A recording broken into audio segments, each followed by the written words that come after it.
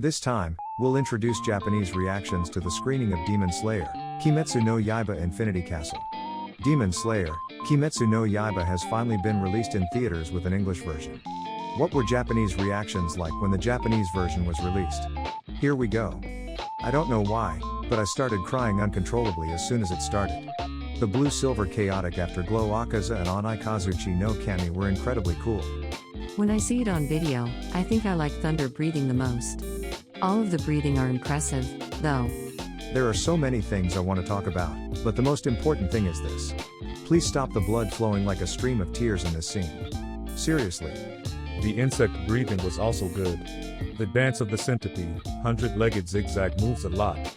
I'm sorry I couldn't organize my thoughts after watching it, but is it possible that the only additional information about Keigaku is his battle and Haori? The sense of despair when Shinobu's neck went limp after being broken by Domo was incredible. I knew it, but I was worried that they wouldn't show the entire Akaza arc, but the 155 minutes were amazing. In the original story, Akaza was defeated by Tanjiro, but the transparent world is too powerful weapon.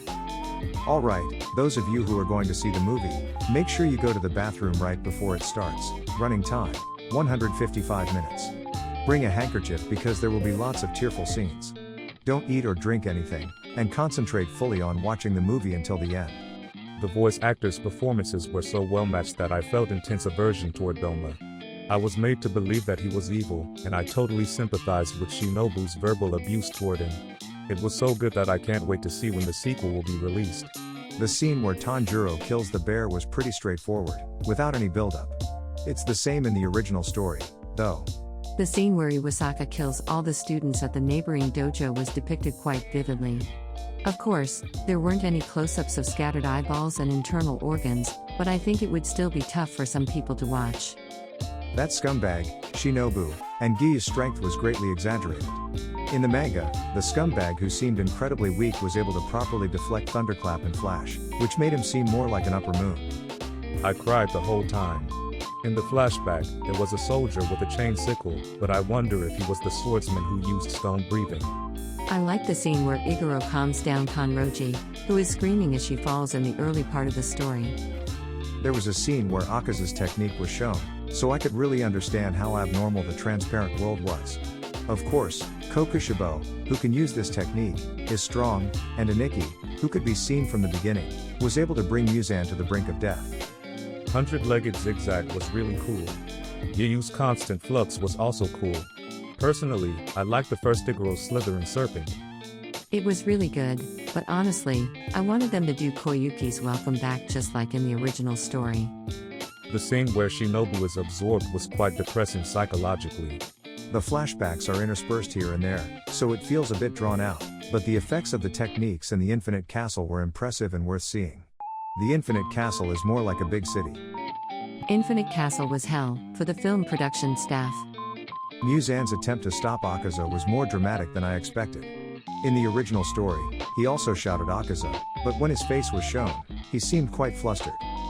The scene where Akaza's father the master says, "Welcome back," and Hakuji says, "I'm home," in front of the dojo was not in the original work. I looked at the setting materials and thought, this is hell. It's cool that they used the term battlefield. Himejima's appearances have increased significantly. The destructive power is excessive. I was shown about 5 hours worth of information in just 2.5 hours? What happened? I like the part where Tanjiro and the others are running when they hear about Shinobu's death and everything slows down. Giyu's expression of shock lasted a long time.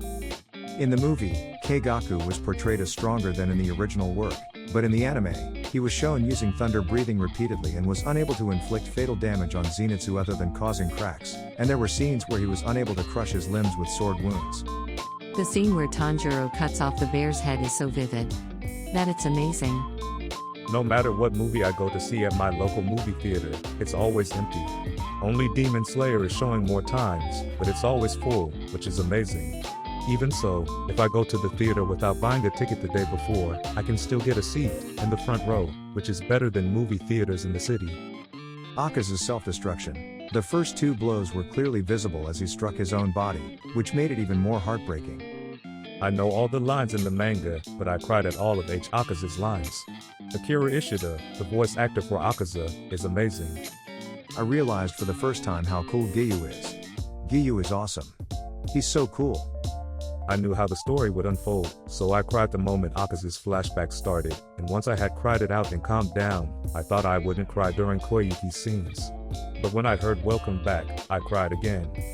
The early communication between Iguro and Kanroji was incredibly well done, with detailed descriptions that really brought it to life.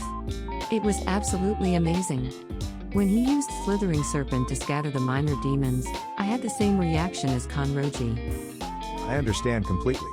I had the same reaction as Kanroji. I don't remember exactly, but there were some subtle additions to Zenithu's lines when he used Thunderclap and Flash on the demon, and to Keigaku's lines. I think Keigaku said something like, "Come on, bring it on," to Zenithu at one point. Then there was a scene where their master gave Keigaku a Haori, and Keigaku looked a little happy, but Zenithu, who had received one earlier, was really excited. First, I cried when Shinobu said, "I'm angry." I cried again during the conversation between Zenithu and his master, and Akuji and Koyuki completely finished off my tear ducts. I plan to go several times, but I'm sure I'll cry every time. I just watched the movie. The visuals and music were amazing, but the voice actors' performances were also wonderful. Shinobu's angry voice gave me chills, and Kanal's screams gave me goosebumps. The details of Kanae versus Doma have been revealed. It seems that Kanae launched a surprise attack, but Doma reacted and dealt a fatal blow with a single strike. I thought that Doma had underestimated her because she didn't know about his blood demon art, but since the battle was decided with a single strike, perhaps he didn't need to use it. Murata played well. It's a shame that his technique was a little off, but he gave it his all and tried his best. The second time, I'm going to see it in IMAX. Even the regular version was amazing. I'm looking forward to seeing Nakim's Infinity Castle. What were Japanese reactions to the screening of Demon Slayer, Kimetsu no Yaiba Infinity Castle? Please share your favorite scenes in the comments.